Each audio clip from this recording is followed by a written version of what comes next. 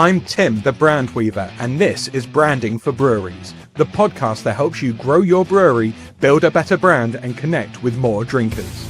Each week, I'm joined by the brightest minds in the beer world, sharing practical tips to help your brewery stand out and sell more beer. Let's get stuck in.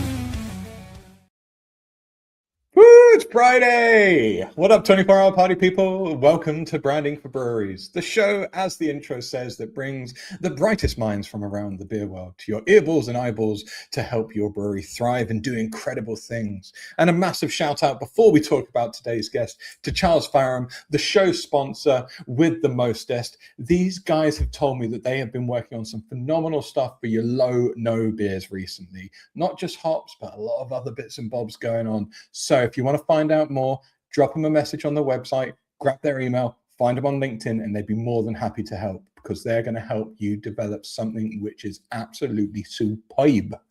And now on to the show. Today we're talking about one of my many passions, which is, of course, marketing and beer releases, but not just standard marketing, proper marketing, make a big impact, turn heads, make beers fly off shelves.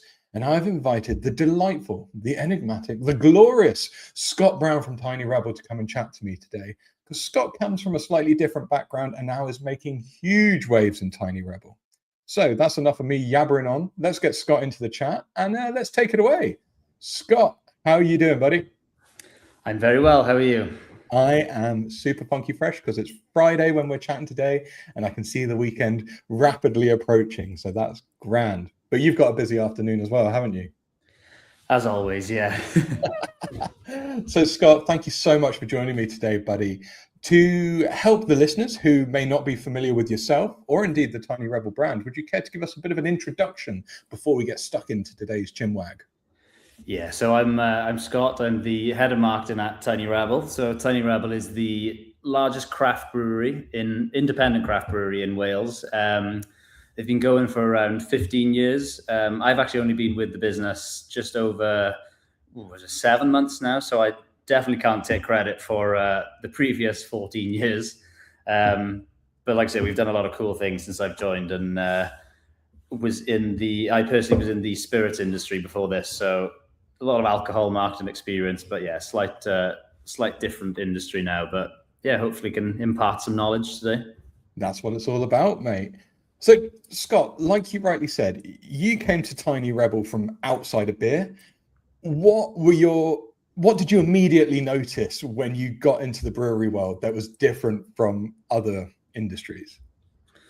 Like I said, I definitely came from outside the beer world from a career point of view. But I feel like I've probably been in the beer world in terms of drinking it for a lot longer. But I think from working in it, I think one of the first things that shocked me was the speed in which you could just release new products.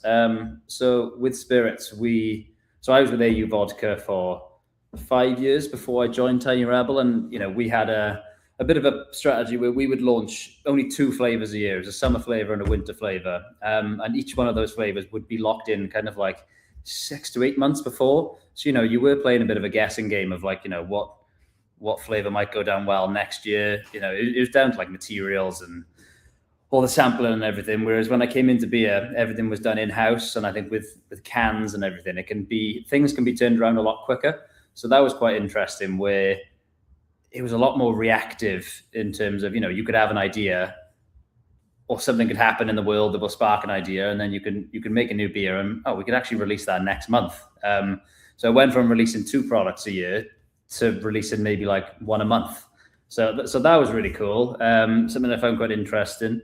And then I think the design, especially in craft, is something that was quite mad.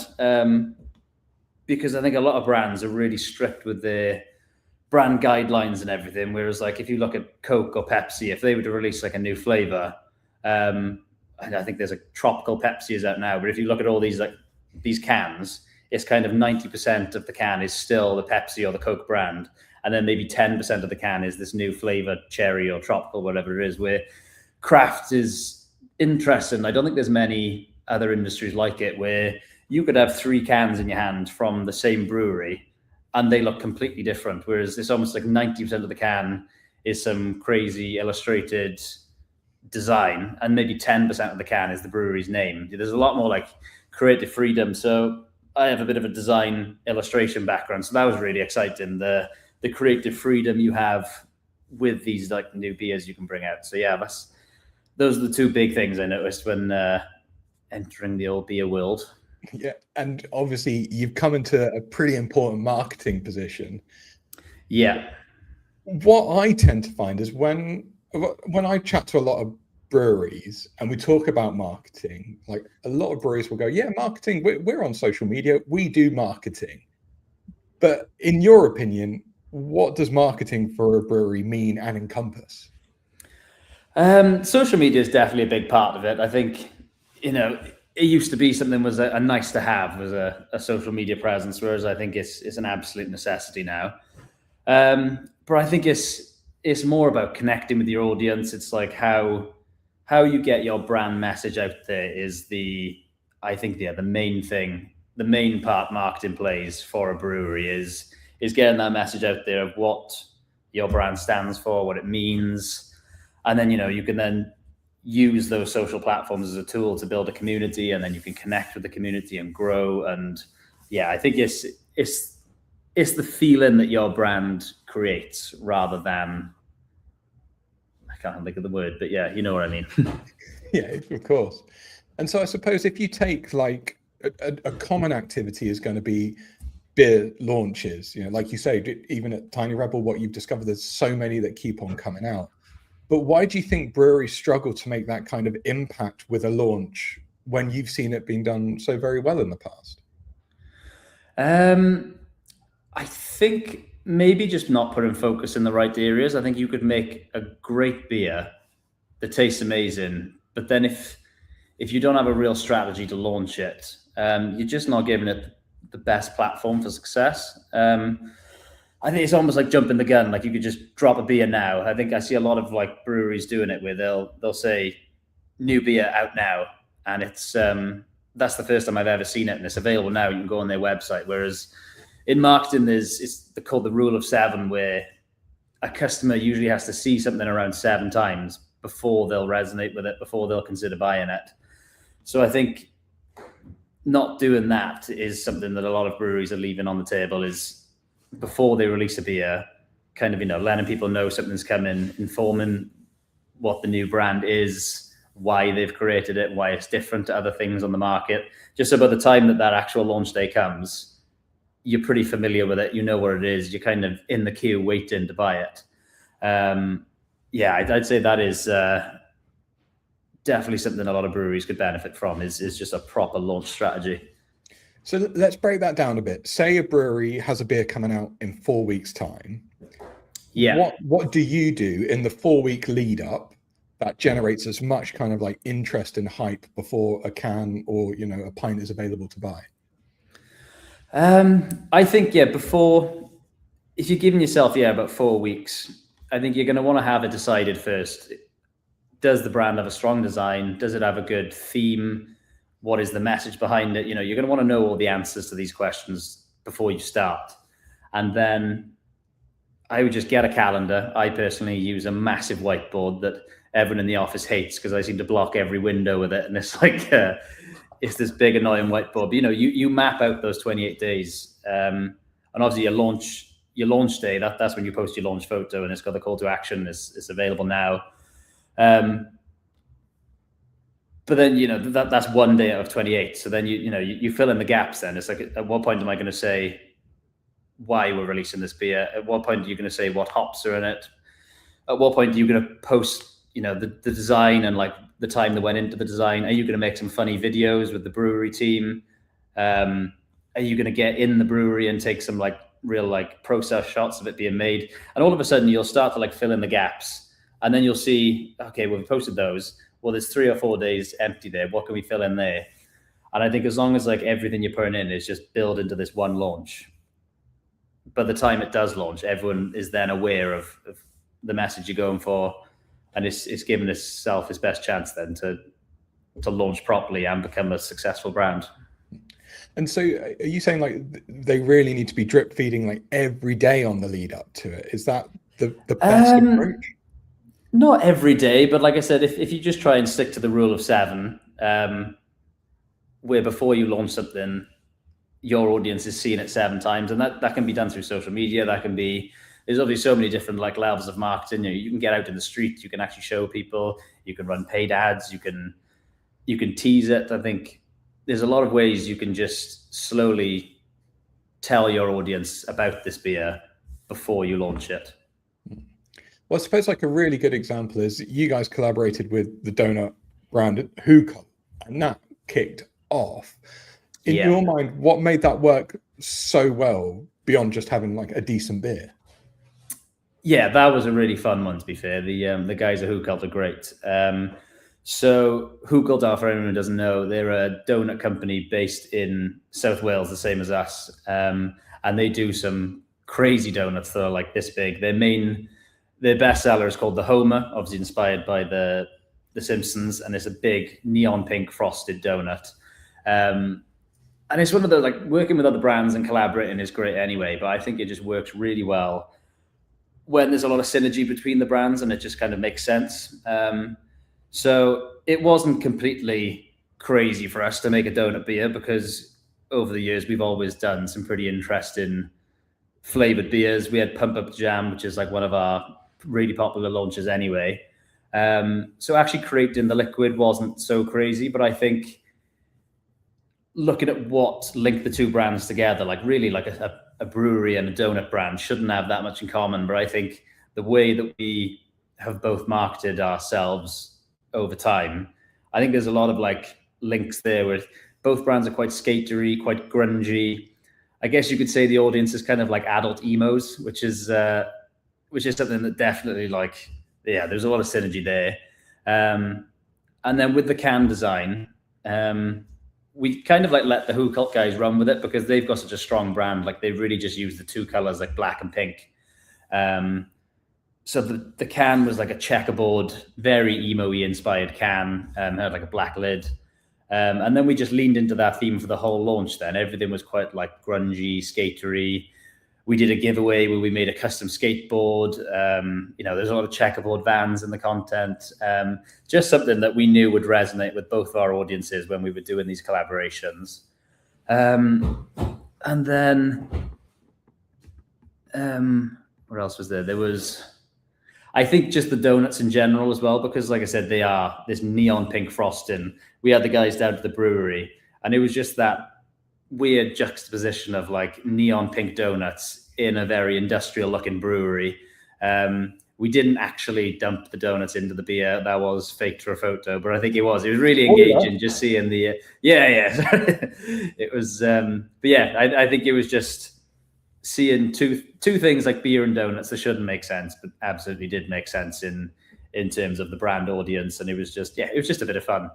And I think everything just, like the merch, it all followed the same theme. And then we did a bit of a PR send out where we sent actual donuts and beers to people. And I think that's just the type of thing that if that arrives to your front door, you're definitely going to post it and put it on social. So it did just seem to have a real moment of being everywhere for that week that we launched it.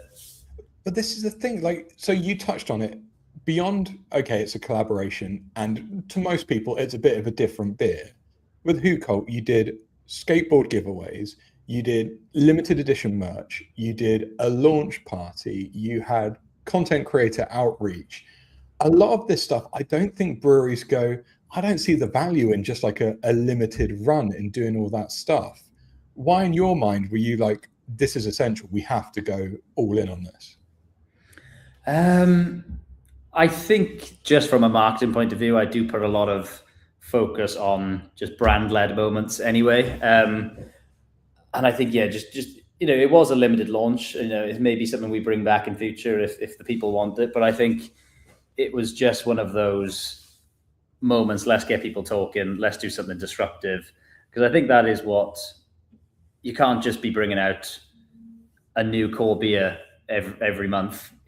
These limited launches that just get people talking and build the overall brand, I think is like really important. But it's also, I think you can't force it. I think sometimes a beer that you make will have a theme or a brand that fits really well. Like on this, it was so easy to do all of these things, to almost incorporate every part of like the marketing, every different kind of marketing, because it just had such a strong theme.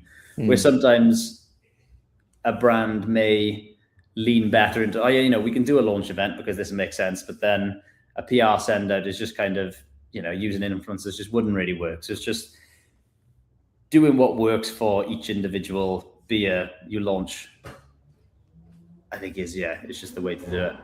So is it pretty black and white for you? You go, right, we've got this beer, that makes sense to do the event, that makes sense to do the additional merch. Like there's some kind of clear separation between what works and what won't. Yeah, I think so. I think if it makes sense, do it. If it feels like you're forcing it a little bit, I think that's when maybe question why you're doing it. Or in that case, if you've got a brand that doesn't really make sense when you're trying to think of all these different marketing ideas, then maybe you need to rethink the brand so that it does work a little bit better. Because like I say, with collaborations, they're great if they make sense. I see a lot of brands collaborating that just don't really make sense. And I think that's when it just seems a little forced then of, it's great that you've collaborated, but why? Like what was the reasoning behind it? And I think it's got to make sense So when you say it makes sense, it's got to be brand aligned. Like you already give out that kind of vibe, that energy. It matches with the brand that you're doing. Like yeah, 100%. Tiny Rebel aren't going to pair up with Stanley Stairlift, for example, or maybe you could. Yeah. It could be fun.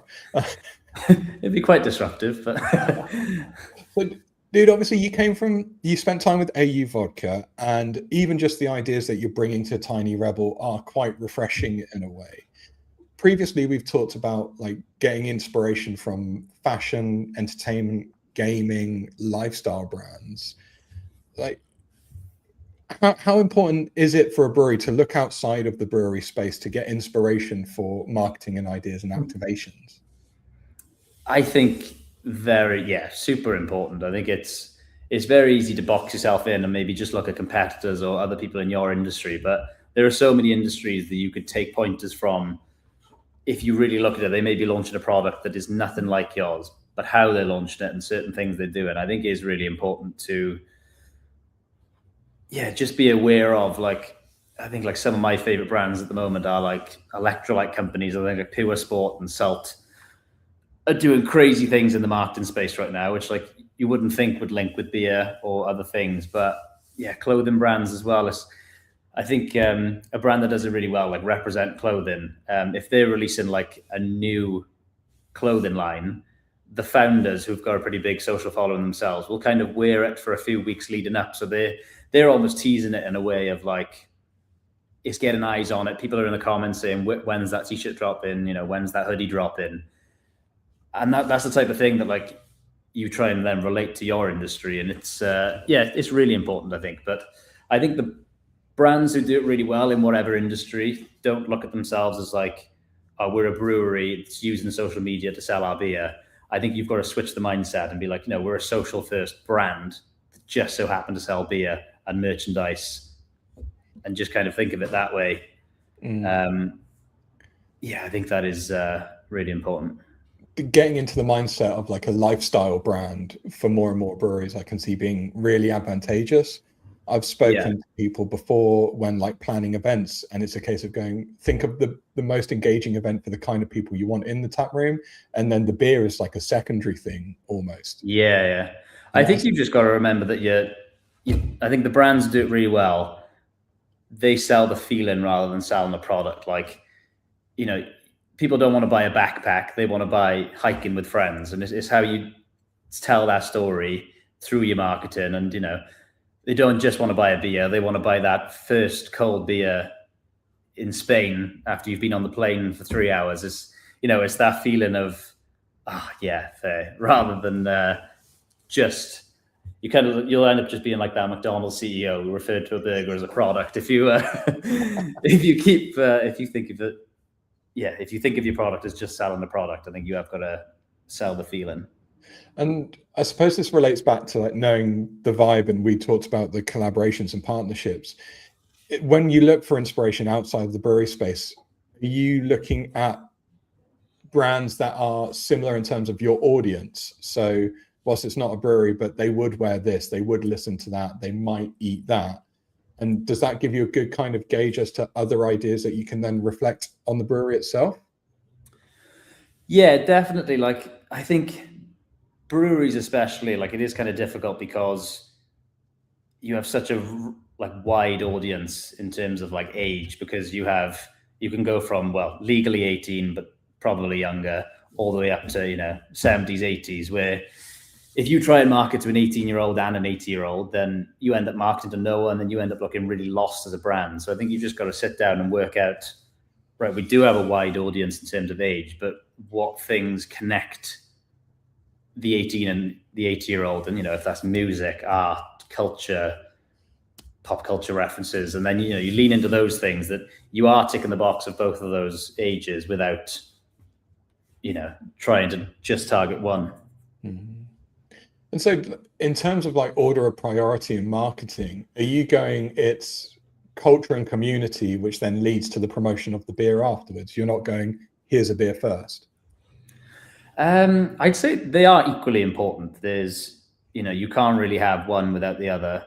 You could create an amazing beer that tastes incredible, but if you're not marketing in a way that resonates with people, then it's not going to sell. But then you could also have the best marketing campaign ever, but if the beer tastes like ass, then it's not going to become a success. So, I think it is.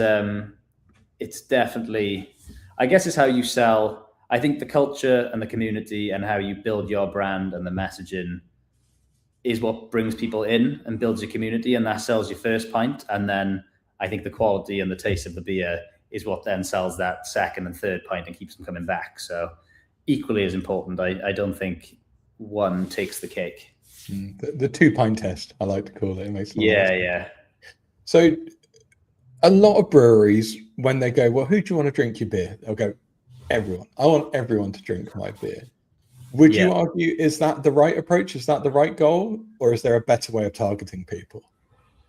I guess just what we touched on there, of it's very hard to pin down a single person in this industry, like I said, because it's so broad. I think, you do just have to just sit down. I think if you want your brand to stand the test of time, I think you've got to have a clear set of brand goals and brand values, and just sit down and what do you stand for? What areas do you want to focus on that? I think it's even just like your team and inject your personality into it, and then people with the same interest will come. If you do try to market to everyone, that is kind of where you lose touch a little bit then, and you just look very lost as a brand, and it's tough. It is tough to get it right. All right, so let's make this like super practical for those people listening then. If you had a brewery, no budget, no team, where do you begin to actually start to make an impact with your marketing? Well, I think if you've started a brewery and you have no budget or team, it's going to be difficult. But if you've decided to start that brewery, you've clearly got a passion for beer. So I think, it's just sitting down and it's working out what do you want your brand to do? What do you want it to stand for? What are the goals? What are the values? And then if you've got a clear list of what you need to achieve and you need to get that message out there, you just have to brainstorm how you can get that message out there in the most creative way possible. And like, you don't need a huge budget. Like, you just need a social media account and a phone with a camera. And when it comes to designing, get a piece of paper and a pen out, but please don't use AI. That is, if one piece of advice you can take from this is, please don't use AI. And what about, is that the same approach for someone who's looking for local growth versus wider growth? Because I'm always concerned with the use of social media, where it's great for a wider reach, but are you going to be missing that kind of core local audience with it?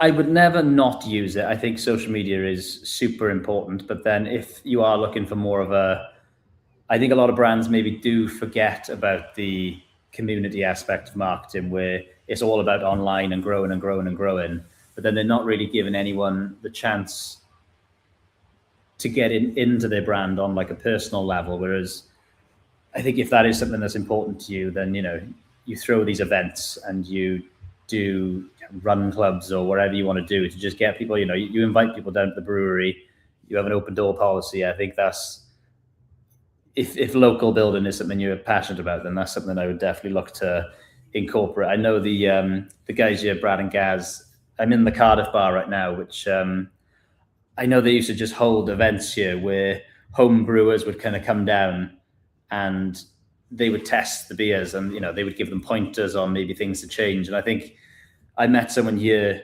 a few weeks ago, and I was just speaking to them like while having a pint, and he's continued to drink Tiny Rebel and come to this bar for years because of that community thing. And this was probably before the time of social media. The fact that they opened the doors and they were like, you know, you could put a face to a name, that was like really like resonated with someone. And it's yeah, it works. And I suppose on the other end of the scale, like, it's not always guaranteed that the content you're going to make is going to resonate, it's going to get the reach that you want. When's that kind of like paid advertising and boosting posts really come into play? Yeah, I guess it is hard to predict what's going to work, but like I said, with the speed of the brewing world, you kind of can test things. If you bring out a beer and you have a bit of a plan of how you're going to launch it and all these different aspects of marketing that you're going to do, and then for the second time around that you do it, I think you'll pick up things from that first launch. So that did really well. That did really well. We'll repeat that. That didn't work so well. Maybe we could do that better.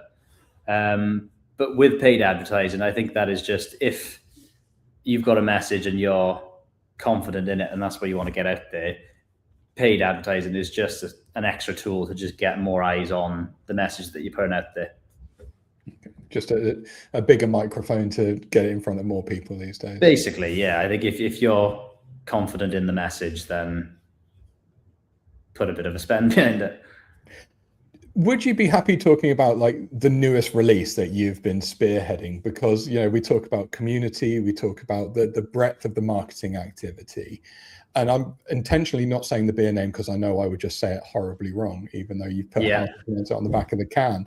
But like, could you talk to us about the concept, how you came up with it, and then what you've done to push that out there? Because I think that's a really, really interesting case study as to what other breweries need to be thinking about.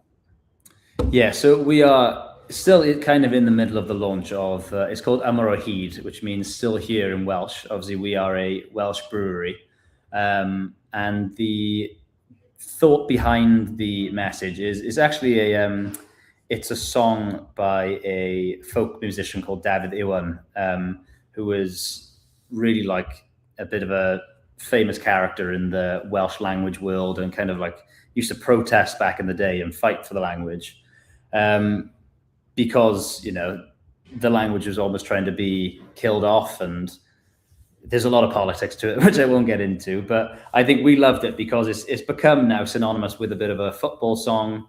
Ymyr o Hyd is a lot of people resonate with it, but it kind of has a double meaning for us as well, because we are an independent craft brewery going up against the likes of, you know, your Heinekens and your Coors and everything. It is tough to fight with these big boys. So that's where we wanted to almost nod to, you know, we are still here, we're still fighting. But yeah, I do have a can here actually of the Welsh lager. But for the launch, we have, again, it's one of those things that I'd like to see young people drinking after the football, but then also the old men down the rugby club drinking it. It's a bit of a, you know, an easy drinking, tick a lot of boxes type of drink. So with the marketing, we have kind of gone a bit all in on it. So we did something really disruptive where we hiked up to one of the most iconic mountains in Wales with an ex-rugby player who DJ'd at the top, and that got a lot of like local press. So that was kind of ticking the box of disruptive, young people, bit of sports with rugby. And then we actually worked with David Iwan, who is who wrote the song Ymyr o Hyd. who is from more like North Wales, and like I said, his song has become really synonymous with the football. So that's then ticked the box of like the football, the older generation, the North and the South.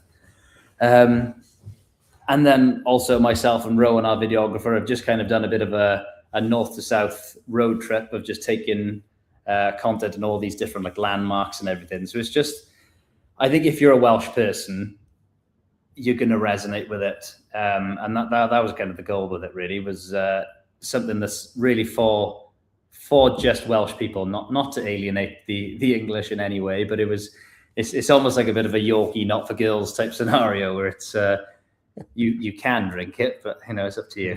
Not made for you though. But Yeah. even like the can design, I'd almost call them Easter eggs that you've worked into the type design. The dragon scales, the heart strings, daffodils are in there. At what point were you brainstorming like, oh, we're just going to try and cram as many bits of symbolism into the can as possible? Full credit to Ray, our designer. She is incredible. She came up with the full logo design, and then all of the on the can there's actually a load of illustrations of iconic Welsh landmarks, which it's almost a fun game that if you've got the can, you can try and guess them all. But I think when we were looking at it, it's, as a craft brewery, so much goes into actually creating the liquid. Like I said, the brewing team are absolute wizards. And I think the can should reflect that. I think if you put in so much effort into making a beer that is just tastes great, has had a lot of thought put into it, why then just do a can that's half-assed? I think like the container that the can comes in also needs to have that same amount of like effort and design consideration and just thought behind it. And it's a brand we're really confident in. It's something that we're hoping is going to be a new core product for us, stands the test of time rather than a bit of more of a fun come and go type launch. Love it, man. And I suppose it's another conversation point, isn't it? When people are looking at the can, I do it all the time. It's my job, right? To deconstruct the can, like, oh, that's nice, that's interesting. It's just another thing that carries on the interest in the product. All right. So Scott, let's look at pitfalls. What do you see breweries doing where you're like, don't do that, stop that with your marketing?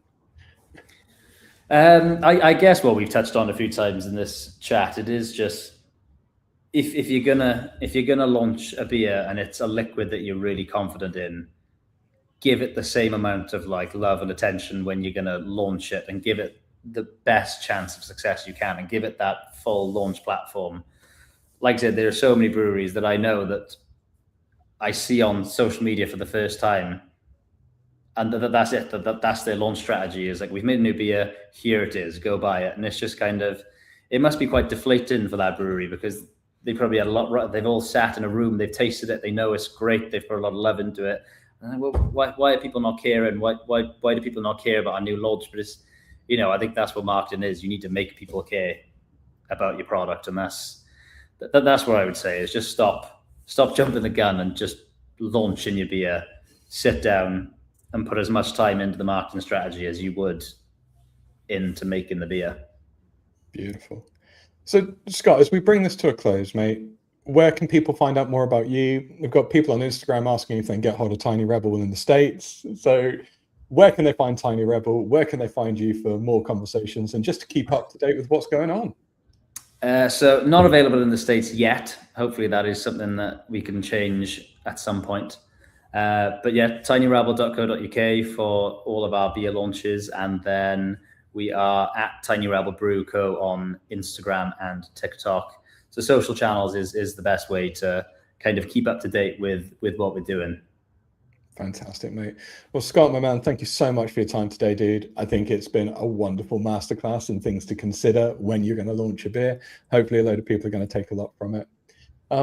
Everyone who's tuned in, thank you so much for leaving a comment, for getting involved, and everyone listening in the future. This is Tim from the past, thanking you as always for being awesome and listening to Branding for Breweries.